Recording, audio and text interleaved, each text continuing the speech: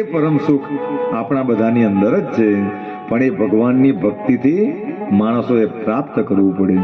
તો એ સદગુરુ રાયને પ્રાર્થના કરીએ કે અમને આવું સરસ જ્ઞાન આપજે, અને એકવાર એ પ્રાપ્ત થાય પછીથી માણસોના મનની અંદરના સંશયો મારા તારાનો ભેદ મટી જાય, અને મારા તારાનો ભેદ મટી જાય પછી ભગવાન હાથે એકત્વ દૂર નથી, પછી તો એકત્વ થઈ જાય.